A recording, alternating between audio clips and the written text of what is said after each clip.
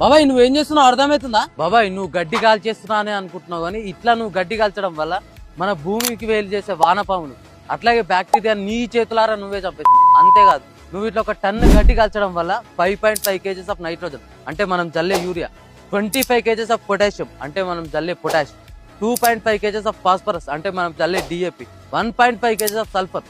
అంతేకాదు బాబాయ్ ఫ్యాక్టరీల కన్నా ఎక్కువ పొల్యూషన్ మనమే చేస్తున్నాం, అది మనకు తెలుస్తలేదు. దీని ద్వారా మన భవిష్యత్తు మొత్తం ఖరాబ్ అవుతుంది. సరేనే మరి ఏం చేయాలి చెప్పరా? అదే బాబాయ్ మీరు ఇట్లా గడ్డి కాల్చడమే సొల్యూషన్ అనుకుంటారు, కానీ అది కాదు. నువ్వు బేలర్తో గడ్డి కట్టలు చుట్టించావు అనుకో, డైరీ ఫామ్ వాళ్ళు పైసలు ఇచ్చి మరీ తీసుకోపోతారు కదా.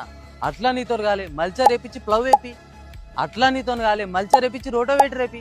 అయినా నా దగ్గర అవన్నీ పైసలు లేవు అనుకున్నావు అనుకో, మనకు బయట వేస్ట్ డికంపోజర్ అని దొరుకుతుంది, 20 నుంచి 25 రూపాయలలో ఉంటుంది. నువ్వు తెచ్చి వాటర్లో కలిపి కొట్టుకున్నావు అనుకో, 20 నుంచి 25 రోజులలో డికంపోజ్ అయ్యి ఎరువు అవుతుంది. మనం మళ్ళీ ఎరువులు కొనాల్సిన అవసరం లేదు కదా. దయచేసి ఈ రీల్ ప్రతి రైతుకు షేర్ చేసేలా చూడండి. చాలా మంది రైతులు తెలిసి తెలియక చాలా మిస్టేక్ చేస్తారు. సో ఇట్లా మనం గడ్డి కాల్చడం వల్ల మనకన్నా మన భవిష్యత్తు చాలా సఫర్ అవుతుంది అనమాట. సో ఇట్లాంటి ఇన్ఫర్మేటివ్ వీడియోల కోసం ప్లీజ్ డూ ఫాలో. వస్తాం మళ్ళీ రైట్.